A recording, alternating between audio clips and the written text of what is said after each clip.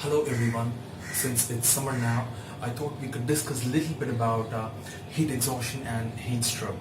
Now if you or any person is out in the sun, either running or working, whatever it is, without proper hydration and proper shade, you or that person could develop something called heat exhaustion and heat stroke. The person might feel dizziness, might have muscle cramps or muscle fatigue, might also have excessive sweating, might also have fever but not more than 40 degrees centigrade, might also experience nausea and vomiting. At this point, if the person is still in the sun without proper water and shade, they could slowly slip into something very fatal called heat stroke. Heat stroke could be very fatal. Now the person experiencing heat stroke might feel the following symptoms. They might no longer sweat because of extreme dehydration, might have very high fever, more than 40 degrees centigrade, might have some serious dysfunction like confusion and altered mental status, might have very dry skin because of dehydration and sweating. So, one of the commonly confused point is, how do you differentiate heat stroke from heat exhaustion? How do you do it? Now if you found a guy unconscious lying in the sun, how do you know if the guy is suffering from heat stroke?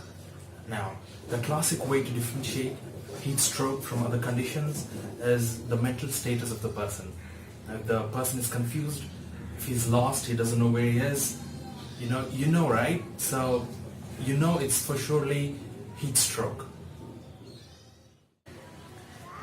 Do you know who are at high risk of developing heat exhaustion and heat stroke?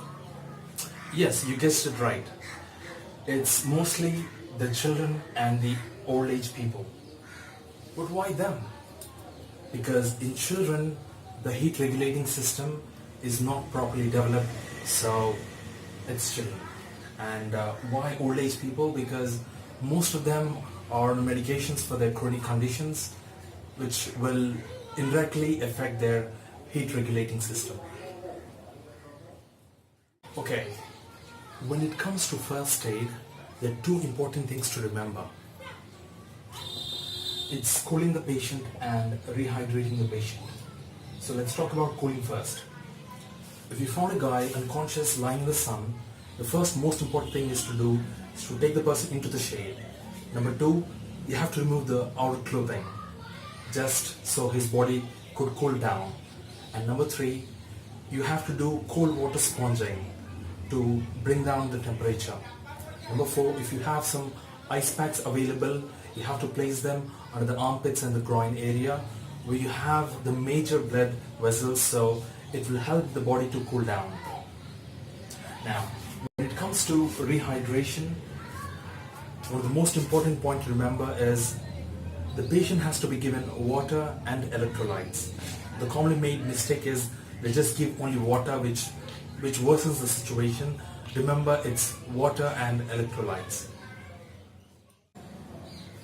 One of the other common mistake a lot of people make is they give the person water, soda or caffeine.